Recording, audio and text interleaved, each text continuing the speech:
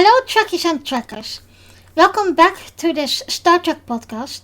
I'm your host, Arinda, and I recap at the moment episodes of Star Trek TNG. Today we recap the episode Future Imperfect. I know it's been a while, and I must say I've been very busy, so that is the reason I can't do every 2 weeks episode anymore. But I promise you I will try to keep in the time limits of 2 weeks.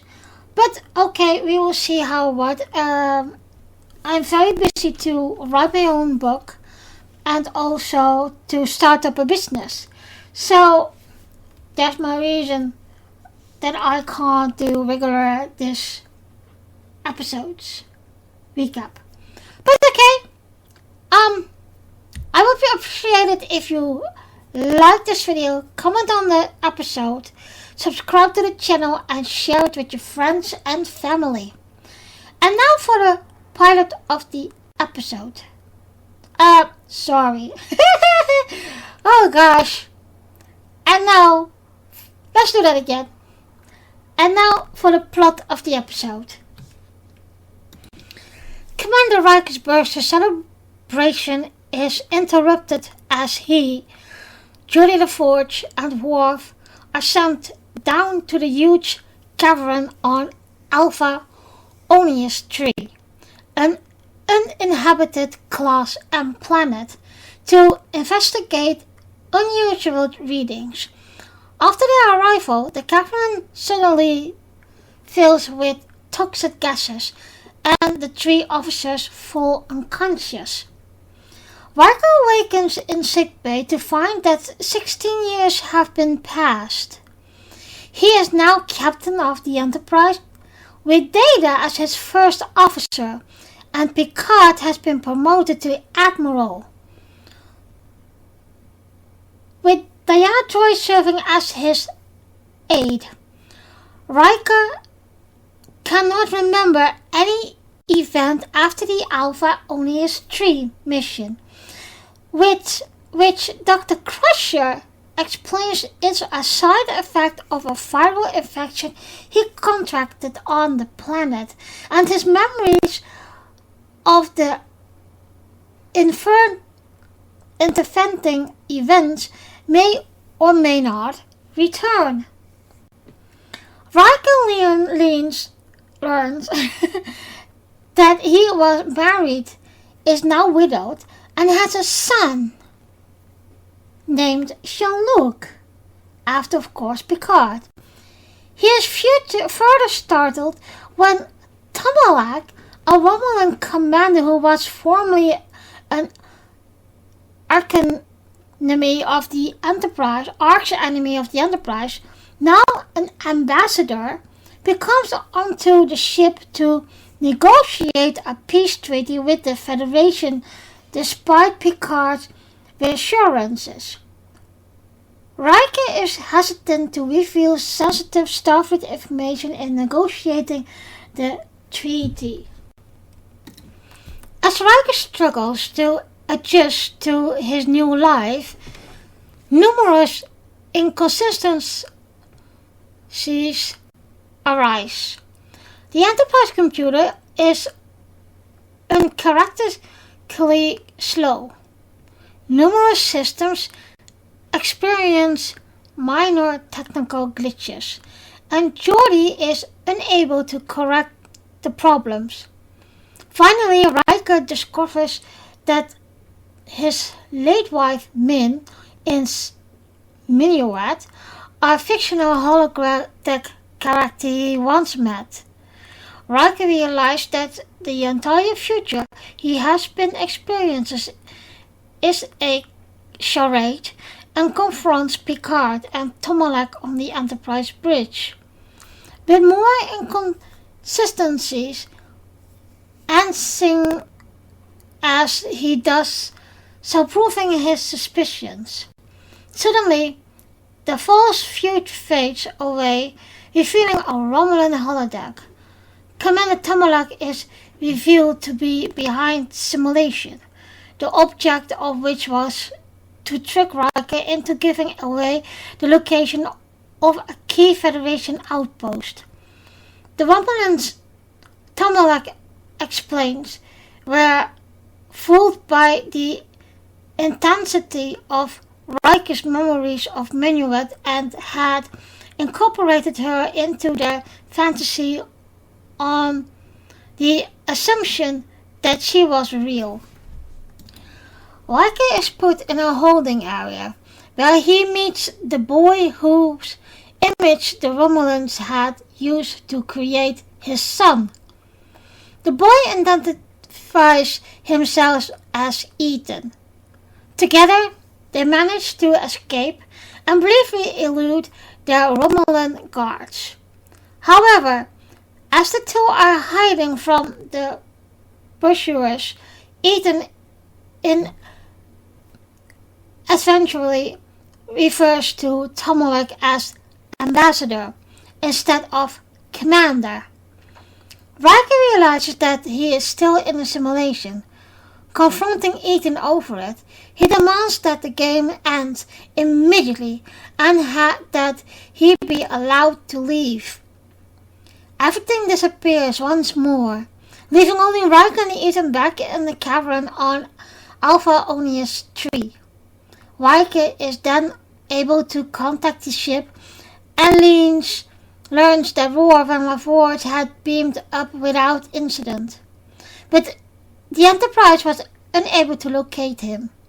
After Riker advised the captain that he will presently report back after learning more about the situation, Ethan confesses that he had created the simulations using sophisticated scanners to read his mind and create the reality they experienced.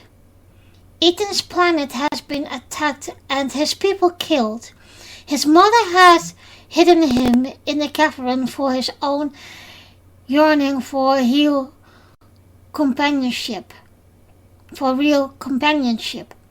Realizing Ethan's intentions were not hostile, Riker offers him refuge on the Enterprise. Ethan accepts Riker's offer, and after Ethan reveals his true form as a grey alien named Barash, the two beam up onto the ship. I'm going to rewatch this episode now. I hope you do too, and I will be back with the recap.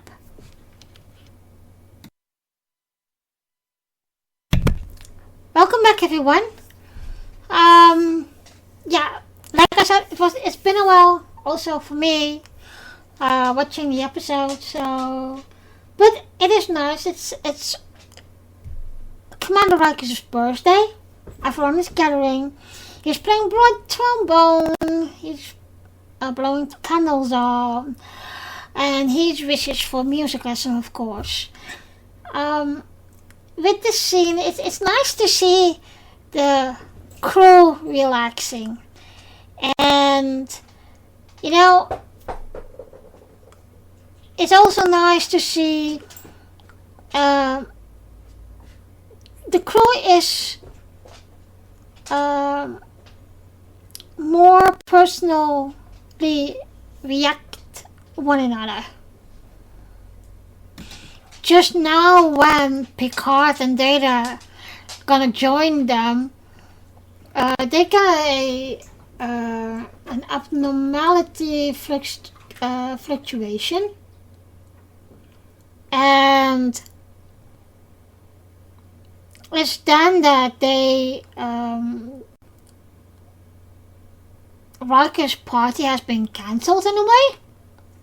So, and it is once again Data's innocentness, that he is so curious why people are having a birthday or a birthday party. So they beam down, and there's a lot of things that is there, like a lot of gas, and they can't stay there any longer. So they had to beam up, and they are in trouble. And it's not surprising, of course. It's always the way away team. what we say in TOS, it's always the red shirts. So, yeah. So the transport thing is not going so well, and the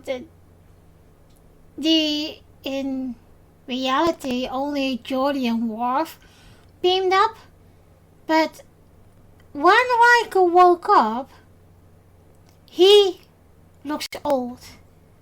Dr. Crusher looks old, and it appears that Riker has lost his memory for 16 years, which is quite a lot.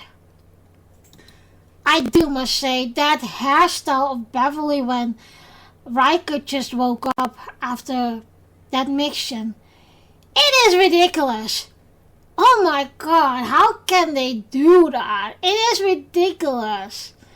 She will never wear her hair like that, and especially what we know now in Picard. And of course he is a bit shocked because Beverly is calling him captain, and he hasn't been captain before. Although, to be honest, half a memory lost of 16 years. I presume he would be more grey in his hair. And of course also his beard. It's weird to see this 16-year-old captain just not even... Well, he did a bit change of appearances, but not much. Of course, in the beginning, it is very hard for Riker to comprehend this everything, but Beverly is trying to explain to him is that it is this virus, it's coming back after 16 years, and you will lose your memory at the first moment that you have been infected with it. Which is, of course, that day on Alpha Onias 3. I think it's gonna be... So, Beverly told him just now that he has already been 9 years captain of the Enterprise. And I think he has the question of what happened to Picard. You know, what is familiar, what is not. And now I'm seeing that hairstyle of Beverly from close. Having her like a Japanese thingy in her hair is really weird and stupid. I have no idea what the writers were or directors were thinking when they did this. But okay, let's continue. Oh dear. Riker and Beverly are walking in the corridors, and they, Riker asks, aren't Worf and Geordi affected with the virus? She told him, well, no. Klingons are immune, or well, they are immune for it, which is weird, to be honest. How can Geordi not have been infected? Is this because of his maybe technology that he got in his body for his eyesight? Who knows? And then Riker sees another Klingon, and I must say she reminds me of Clara, by the way. And yeah, so in this case, in the 16 years, there are more Klingons in Starfleet. So when they are in the turbolift, Beverly said deck 8, and that means his quarters. But Riker said, no, my life has always been on the bridge, so get to the bridge. But the computer isn't responding. And Beverly told him, well, the computer is slow, sluggish, and not the computer itself today, so we have to go to Geordi to find out how or whatever. Which is weird because, maybe not, because Enterprise is maybe for that period, maybe aged, but yeah, who knows. But Beverly wants to go to his quarters because it is private and maybe his memory will be coming back of seeing personal artifacts, etc. So they're probably gonna start there with the remembrance therapy. Okay, this is really weird, and that comes to mind is now. Why is Geordi still a commander? Because after 16 years, you would probably say he would have got promotions. So then Riker's turning to Geordi, and Geordi doesn't have a visor. His eyes is completely normal. And the question is, where is your visor, Geordi? So Geordi has to explain that there is new technology, he got an operation, and now he can see normally again. Oh, and there they made a mistake. When Riker woke up, his front of his hair doesn't have so much grey in them as they have now on the bridge.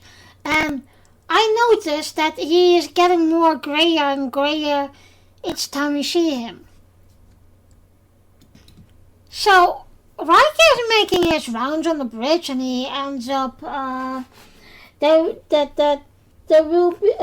a Romulan warbird decloaking, and this is the thing in this episode that I never understood. Why is Picard on a Romulan warbird? And of course we know his history a bit with Romulans and Vulcans, of course.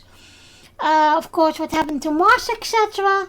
But still, in that time of TNT, they didn't know.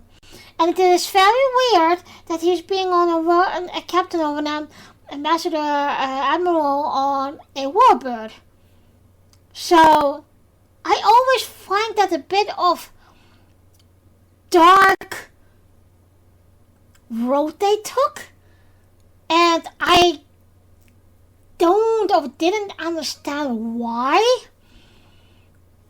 And as like more me, like a Federation person, I would have never thought Picard would be. Look, I know he had a lot of connection with the Romulans, in this case the Remans, but to have a Romulan warbird as his ship, no, never. You know, that's a no done deal for me. No deal. So Picard and him talking a bit for a bit, and when Beverly and Riker are in the turbo lift again to going to the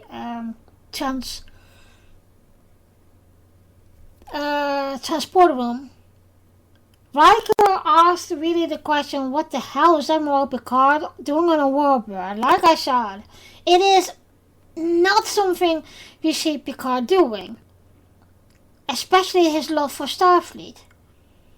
And I believe everything that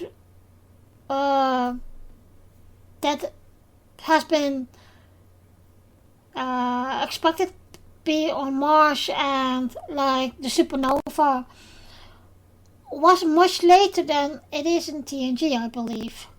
I'm not certain for sure, but okay. And as expected, of course, Riker thinks he is not in a condition now to negotiate ending with the Romulans. And to me, it's very inconsistency. Like I said, what is Admiral Picard doing on a Romulan ship? Why does he have a Romulan ship? It's weird. But Picard said, Riker, we need you. And if we have been briefed, it's gonna be okay. Well, I'm not so sure about that. So when Picard leaves from the wedding room, Diana said, okay, come on, I will bring you to your quarters. And so Diana is taking him to his quarters. And as soon as they came in, she asked, is there something familiar? And it's a bit of an awkward moment, It's Riker trying hard his best to remember, and but Diana knows there will be a big surprise. He has a son, and he can't remember what his son's name is. His birthday of his son, etc., etc.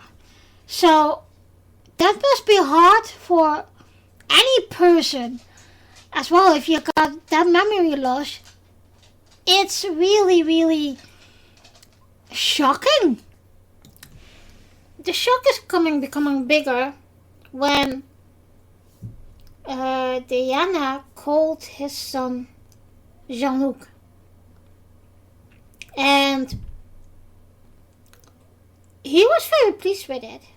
And Admiral Picard, Diana told him, Admiral Picard was very pleased when he picked that name because it was an honor.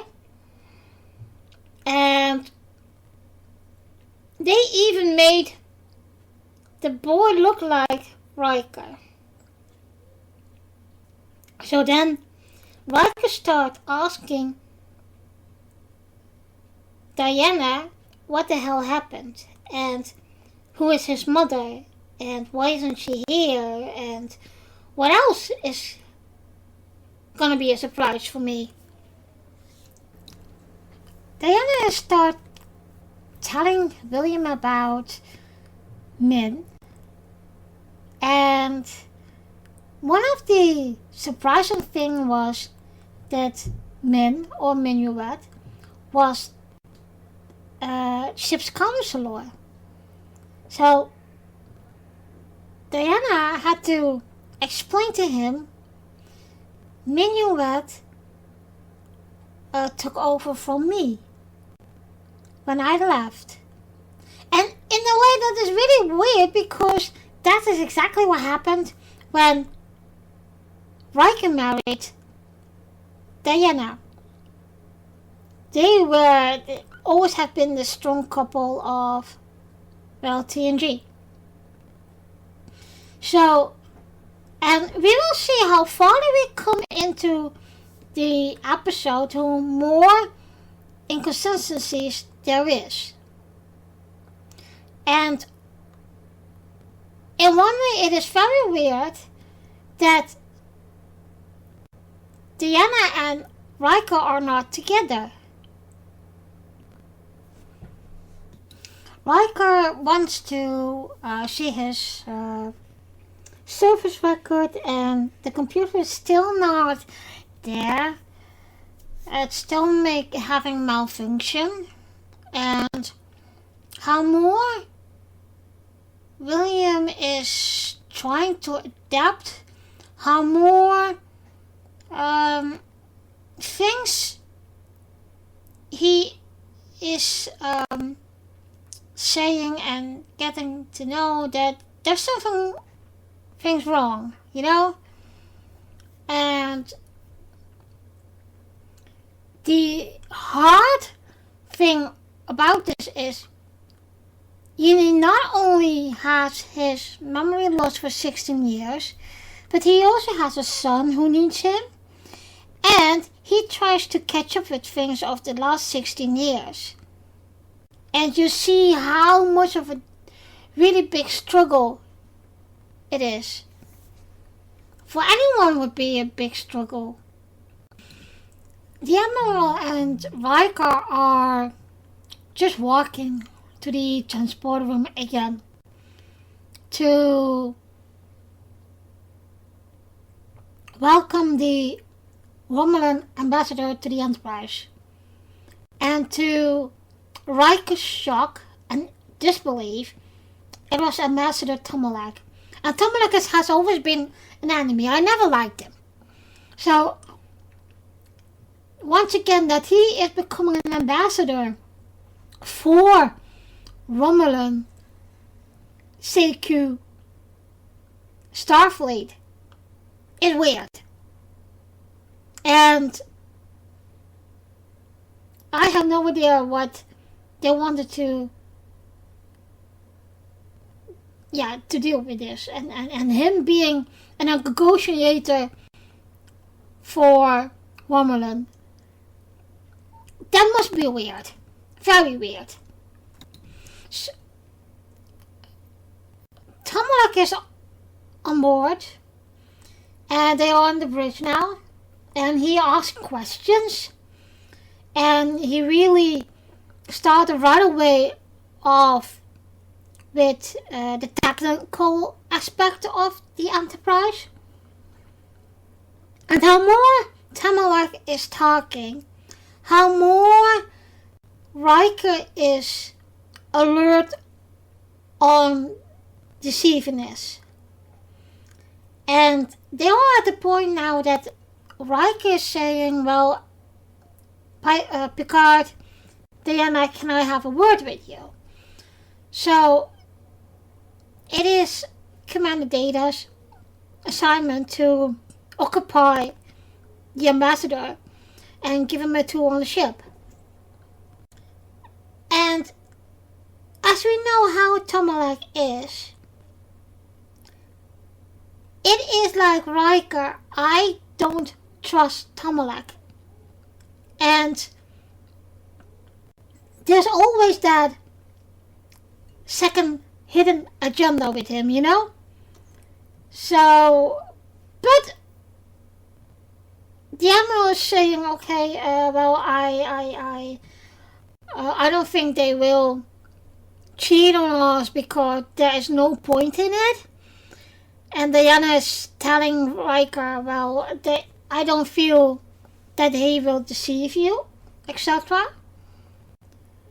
And still, there is this nagging feeling of something is going to happen. Something we didn't see, or what it's a disadvantage. And you could hear that in the first conversation when they were walking to the bridge. Tomalak was what I was saying, me, and Romulan, you know?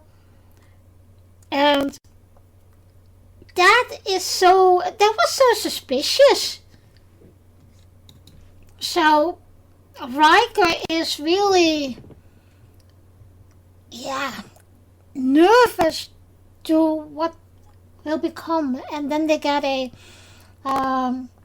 call from Beverly to say, well, your son has been injured, so get down. And you know what? What I noticed is the whole situation and the whole Beverly Crusher stuff. It didn't change in 16 years, and it's still this old atmosphere that we know in sickbay. You know, it's weird, really weird. And that is also a feeling that doesn't match with it should be, you know? So Jean-Luc can go home now. His broken arm has been fixed. And when they are in Turbolift to go to their quarters, he takes the lead. And I must say, in every scene that we see them together, Jean-Luc is taking the lead. It's weird. It's really weird, because a child wouldn't do that. In a way. And they talk about fatherhood. How Riker is very scared to not being able to be the best father he could be because of his own father. What was funny, I think that episode still have to come, is that we learned that Captain Dr. Pulaski was engaged to his father, but so it is very clear, and it's very, you can see that Riker really have difficulties with this in this episode. And the only thing I can think, if you see that season 3 of Picard, you see how great he is with kids, because he had his own kids, Tresca, and of course, what his son's name? Now I can't remember, but okay, no matters. You see how good of a father he became, and in one way how good of a husband he is for Diana, and not being in Starfleet in the way of being that active and living quite on this planet. What really was funny in the case of Riker, when Picard just visited him at his place in that area that it's of a planet that is not really habited. As soon as Riker saw him, he knew something was wrong, and he put all the shields up, all the cloaks up, etc. And I was thinking, yep, still the Riker we know, you know?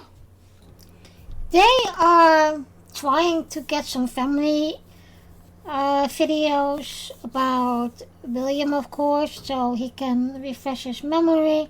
Then they ask for Minuet's vision, and it is then when he saw Minuet, it is then at that point that Riker knew there was something wrong.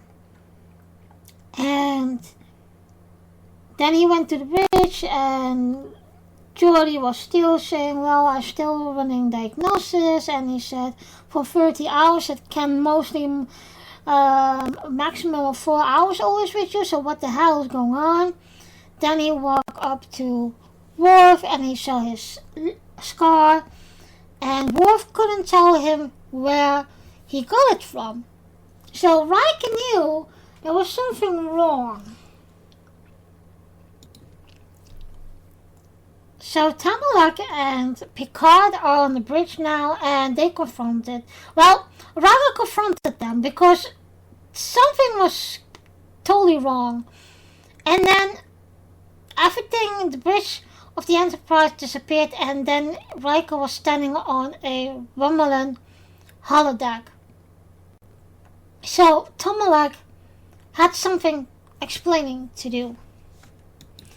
Riker is getting to the brig, and Tamalak explained things like, okay, we did this and we did that to all from your memories, and well, Riker said, well, there were very inconsistencies, and that's why how what, and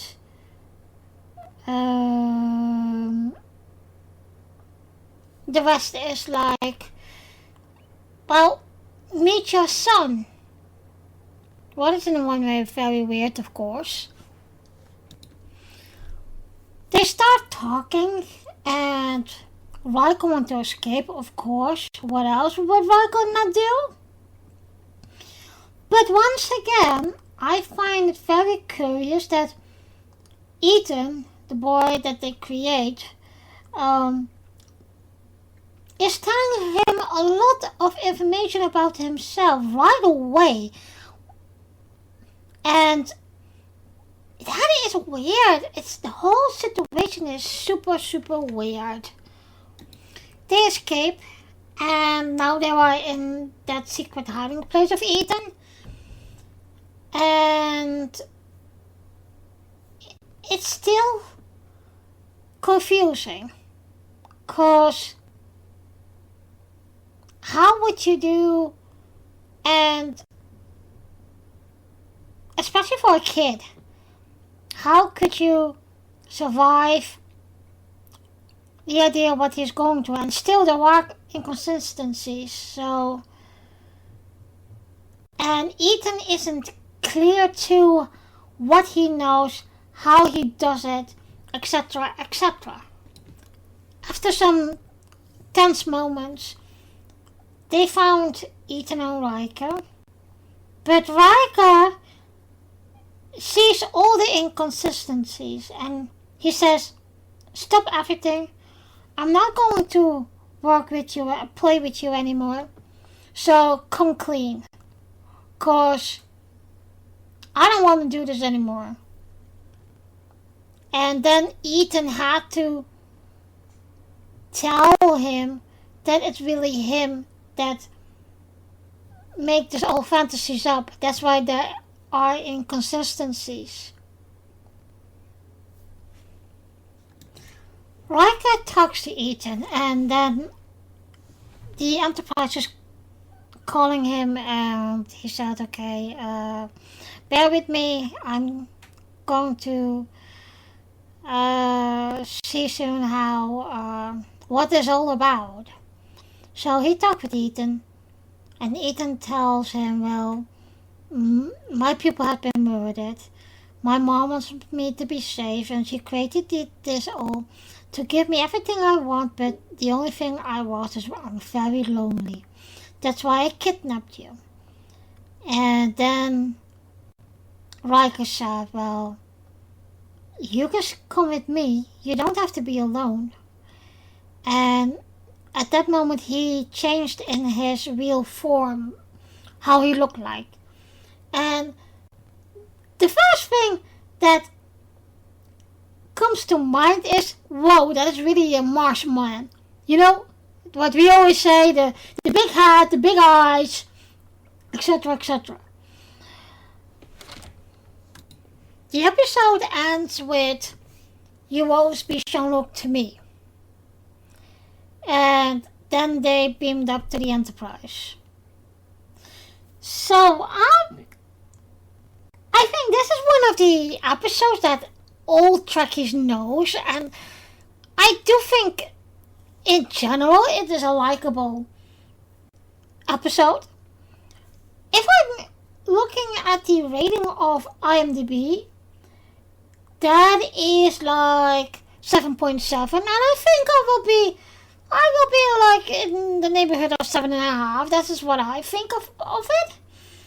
I don't know what you guys think about. What would you rate this episode? And yeah, let's have a discussion on the YouTube channel or Facebook group, and tell me what you think about this episode. I kind of like it. I think most of the Trekkies will like it, but what is your opinion? Let me know in the comment below. Thank you guys for listening, and I will be back soon with another recap episode. In the next episode we will recap the episode Final Mission. Checking around is to listen on Anchor, Spotify, Amazon Music, on the Facebook group and YouTube channel. I will see you in the next episode. Live long and prosper.